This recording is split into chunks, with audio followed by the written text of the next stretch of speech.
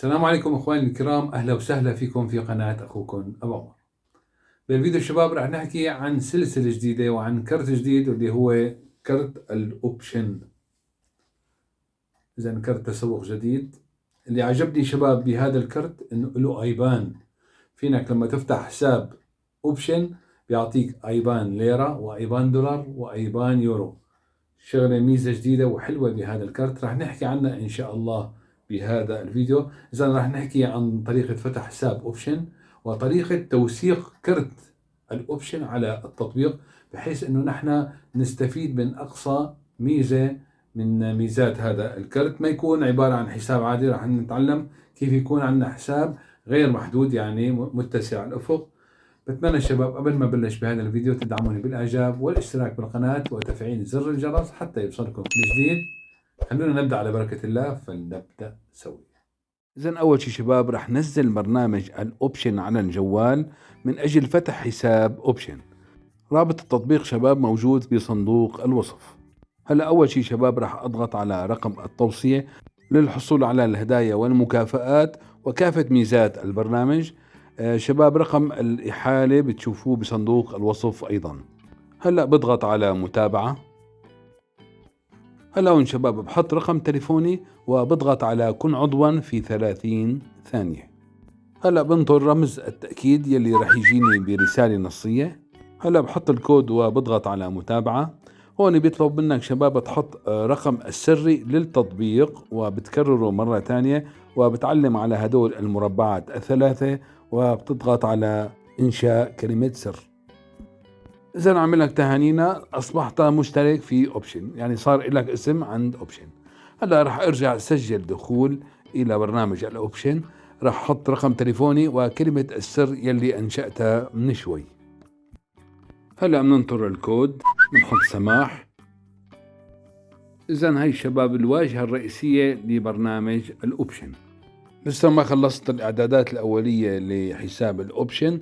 راح أحط البريد الإلكتروني، راح أضغط على صورة البروفايل، بعدين إعداد الملف الشخصي. هلا هون بحط البريد الإلكتروني الخاص فيني وبضغط على حفظ. إذا عم يقول لي مبروك تم تغيير عنوان البريد الإلكتروني بنجاح.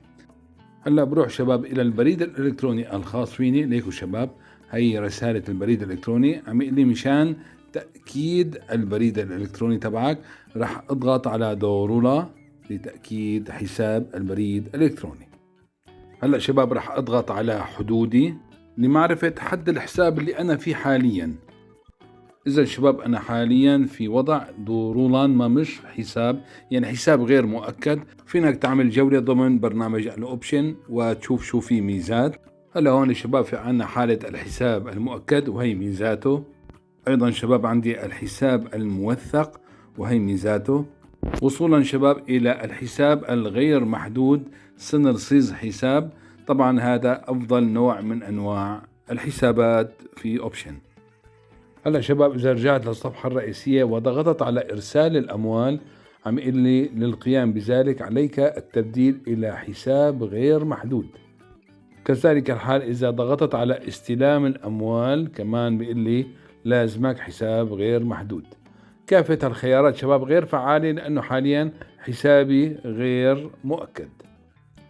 لتأكيد الحساب شباب رح أضغط على قم بتفعيل الحسابات والحصول على رقم آيبان. هلا عم يقول لي في أي بلد تقيم، حاطط افتراضي تركيا. رح أضغط على متابعة. هلا هون عم يقول لي شباب أنت شو جنسيتك؟ سوري، عراقي، تركي اللي هو. أنا راح أضغط على تركيا وأضغط على متابعة. هلا هون شباب بحط الاسم والكنية ورقم الهوية التركية وتاريخ الميلاد والبريد الإلكتروني. هلا بضغط على متابعة. لاحظوا شباب تم فتح حسابك، يمكنك تعبئة الأموال على الفور بحسب رغبتك. أعطاني شباب 3 أيبانات، واحد للليرة التركية، واحد للدولار، وواحد لليورو. لاحظوا شباب إذا رجعنا إلى الصفحة الرئيسية، لاحظوا شباب هي حساب الليرة والدولار واليورو. هلأ شباب حتى يصير حسابك كامل مكمل وغير محدود لازم تطلب الكرت أو تنزل كرت على برنامج الأوبشن. المرة شباب بصراحة ما طلبت الكرت عن طريق البرنامج لأنه بده يتأخر وبجوز يقعد 20 يوم 15 يوم. لا، أنا قلت بروح على أحد المولات وبشتري للكرت منه، بكلف أقل، بكلف شي 10 ليرات، بينما في الشحن بكلفك شي 20 ليرة بالإضافة إلى المدة يلي بدها تستغرقها لوصول الكرت إليك. إذا كرت الأوبشن شباب بينباع بالكارفور بمحلات D&R. إذا أنت بحط بجوجل، ببحث جوجل مابس، بتشوف هي الكارفور لكم شباب، هي ثبت الكاميرا وهي D&R. طيب شباب خلونا نفوت على هذا المول وندور على محلات D&R. إذا هي شباب هي اللوحة استفيدوا منها، هي بالبحث عن المحل يلي بدكم إياه. إذا هون بخانة البحث بهذا اللوحة لهم بكتب D&R. إذا هي شباب هي النتيجة. هلا بضغط على Get Direction الحصول على الاتجاهات. إذا نعمل لي كيف بدك توصل إلى هذا المحل. إذا هي شباب محلات D&R، مكتبة ضخمة جدا، فيها كتب، فيها كروت، فيها مليون شغلة فينك انتو تستكشفوها. بالإضافة شباب هي قسم الكروت، هون في كافة الكروت اللي نحن كنا نحكي عنها، هي الإلينال، هي الأوبشن، في عندك أيضا البوكوس، ماذا أيضا هون عندها هي التوصلة، البايسل. تقريبا مجموعة كبيرة من الكروت موجودة في هي المكتبة. طيب شباب هلأ اشترينا الكرت، كلفني 10 ليرات، أفضل من الشحن وانتظار الشحن. هلأ بروح إلى تطبيق الأوبشن وبضغط على بطاقاتي. هلأ إذا بدك تنشئ كرت افتراضي بتضغط على إنشاء بطاقة افتراضية. طبعا بيحق لك بحساب الأوبشن بطاقة افتراضية وبطاقة فعلية. هلأ شباب إذا بدك تطلب البطاقة أنت من التطبيق بتضغط على طلب بطاقة أوبشن، بتعبي 20 ليرة بالبطاقة وبترفع طلب البطاقة وبتنطر البريد ليجيك بعد شي 15 يوم 20 يوم الله أعلم. ولكن نحن هلأ شباب اشترينا البطاقة. طبعا ليك كاتبين لك يمكنك الحصول على البطاقة من فروع اليوبيتي ومتاجر D&R والكارفور دون انتظار البريد السريع. هلا شباب أنا راح أضغط على تعريف بطاقة أوبشن يلي هلا اشتريتها من الماركت. هلا هون أول شي بيطلب منك طريقة العمل، يعني أنت تشتغل ما بتشتغل قطاع عام، قطاع خاص، مهن حرة. أنا راح أختار سيرفيس مسلك، يعني مهن حرة. هلا هون تختار المهنة، خياط، حداد، طباخ إلى آخره. أنا أيضا راح أختار سربست مسلك لأنه بالتجارة بشتغل. هلا بنضغط على المتابعة. هلا عميلي بدنا نتحقق من هويتك، بدنا الصورة الأمامية والصورة الخلفية للهوية بالإضافة إلى صورة فيديو للوجه من أجل التحقق من الشخصية. راح أضغط على لقد قرأت وأوافق على اتفاقية خدمات الدفع العامة، وبعدين راح أضغط على هيا لنبدأ. هلا شباب أنا حطيت جنسيتي التركية، فعم يطلب مني يا أما رقم البطاقة الهوية، يا أما شهادة سواقة، يا أما الباسبور، يا أما بطاقة محامي. أما في حال أنت حطيت جنسيتك سوريا مثلا أو العراق أو أي بلد في العالم، فبيطلب منك خيارات تانية، مثلا بطاقة الحماية المؤقتة أو بطاقة الحماية الدولية، إذن عمل، إقامة سياحية، رخصة سواقة، الباسبور إلى آخره، في خيارات تانية. إذا أنا على حالتي راح أضغط على تيجي كيمليك كارت الهوية التركية وأضغط على افتح الكاميرا وتابع. إذا شباب عم يطلب تصوير الهوية بشكل أفقي، راح أضغط على دوامة. إذا هلأ بحاول قرب الكاميرا باتجاه الهوية وأصبر، يعني بدها شوية صبر وثبات بالإيد حتى ياخد الصورة بشكل صحيح. إذا هلأ عم يقوم بتحليل الصورة الأمامية للهوية وبنطر شوي شباب.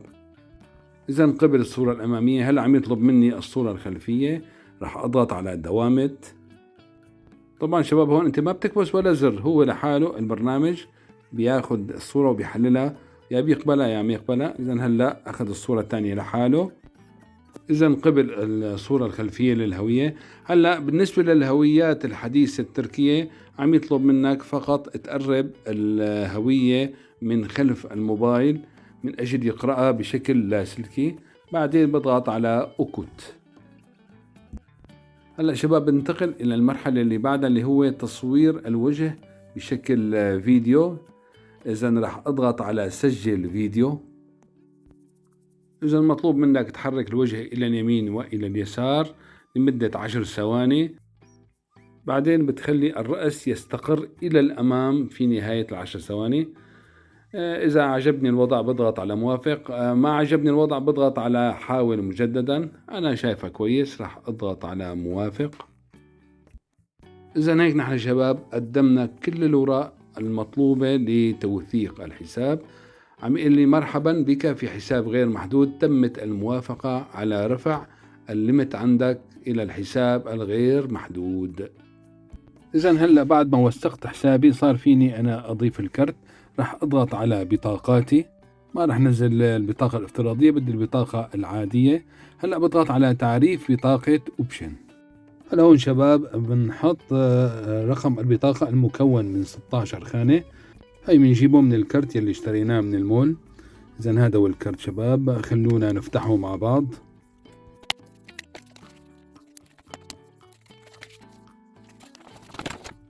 إذا هذا هو شباب كرت الأوبشن، ومن الخلف بنلاقي رقم البطاقة المكون من 16 خانة.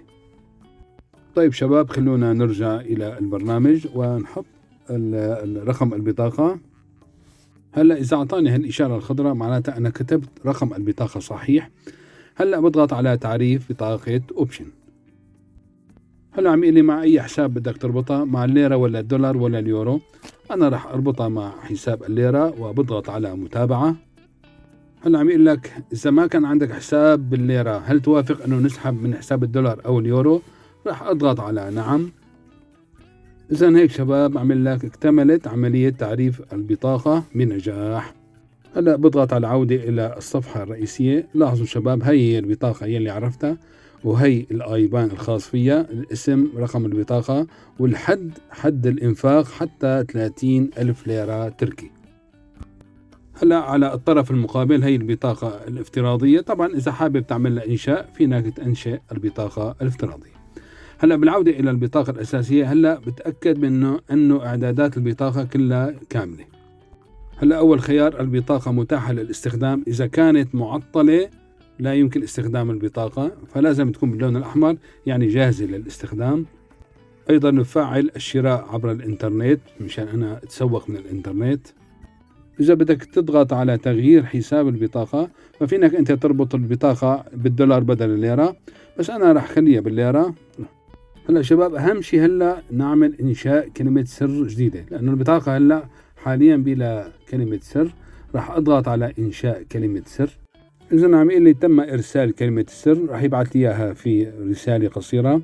وعم يقول لي كمان يمكنك استخدام كلمة المرور الجديدة الخاصة بك على الفور في أجهزة الصراف الآلي وبعد 4 عمليات تسجيل دخول على أجهزة النقاط البيع.